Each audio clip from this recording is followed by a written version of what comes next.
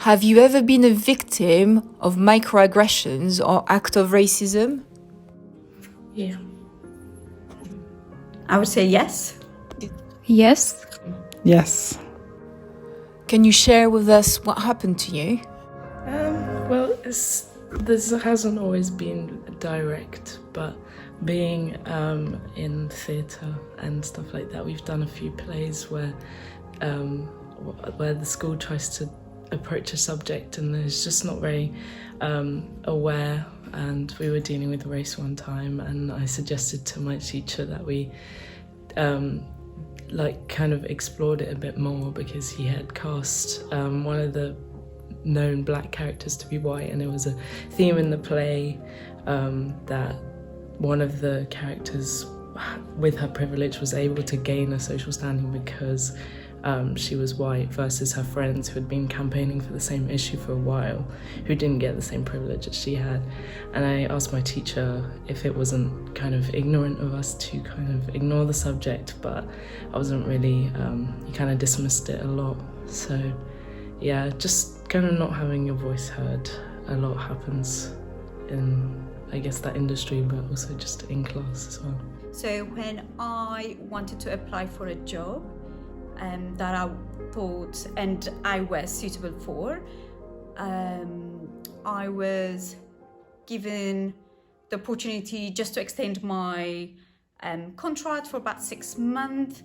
And then a week later, I've realized that that job that I was supposed to get was going up for another person. And how I found out about it was that it got given for someone who had less experience, didn't really gone through, to someone who didn't really had the tick list in terms of like experience, skills, and I kind of looked into it and thought, what was it different about me and the other person? And the only difference is that like the other person was of a different color and race, and I couldn't explain it in any other way other than a race coming into it. Once I was just waiting at the traffic light for it to go green, and there was a car that whoosh past me with a young adults. I was kind of new in the country and didn't know what it meant. People from the car just shouted as "Paki, Paki," and as the car went past, obviously, when I went home, I asked the family members what it meant, and then I was told that what they meant is that you are Pakistani. My neighbour, who's quite elderly and white, was talking to me on the doorstep, and she mentioned somebody she knows, and she said, he's nice, he's black, but he's nice. And she used the word "but" as if the person couldn't be both. They couldn't be black and be nice as well. How did it affect you?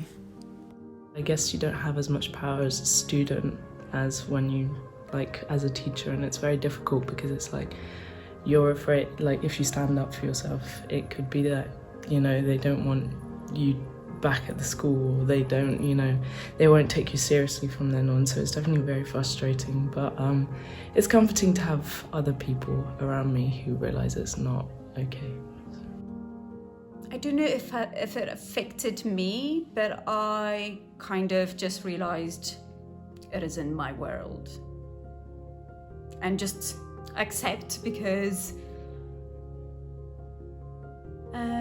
it was like a fight that I wasn't willing to kind of fight forever, because it's too exhausting, it's tiring. I thought of perhaps I'll take it to HR and made a complaint, because it is extremely subtle and very difficult to raise these issues. Obviously, it is, whenever an issue like this is raised, management will always support the managers.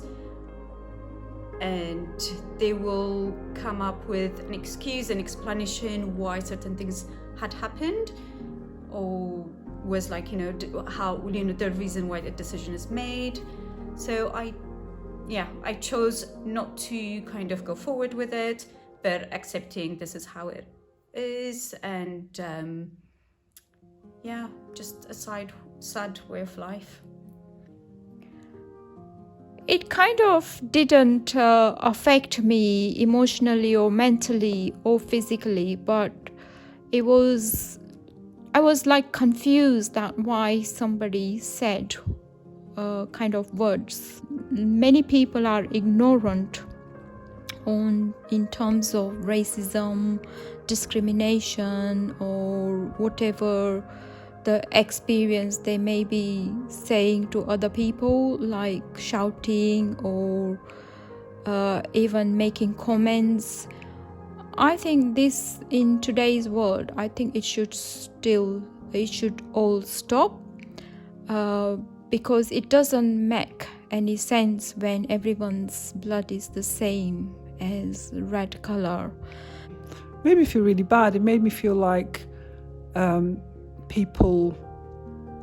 people would also think like that, and think that if somebody's black, they can't be nice as well, and it would make that assumption about somebody. What do you suggest should be done to combat acts of microaggression and racism? I think the biggest thing is that, like, if you're gonna take a job as something like a teacher, where you are like teaching the next generation and you are dealing with topics of social injustice, then kind of like you need to educate yourself on that and how to deal with it, and you need to be open to hearing about the experiences from other people, because if you've just got a certain way of looking at things, then you're not going to be able to help and progress. It's quite complex, but I want people to be aware of it, that it exists. It is not like, it's not a myth. It happens, it's there. People might do it knowing or unknowingly, but honest, be aware, look after yourself, be kind to yourself. And the rest rolls, I don't know.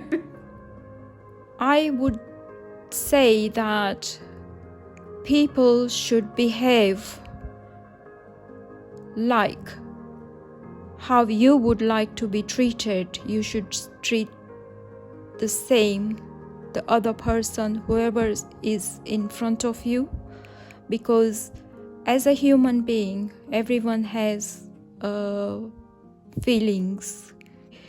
By making such comments or discrimination, you are hurting people, and I think that should stop because of ignorance. If you have against any ethnicity or religion or the color of the skin or anything like that, it should all stop, and just think how you would like to be treated. You should treat the other person the same. I think people should not jump to conclusion and judge someone by the colour of their skin, and they should actually hold judgment until they've actually got to know the person, and they should, judge a person by what they really like, as opposed to just by the shade of their, the colour of their skin. Thank you very much. You're welcome.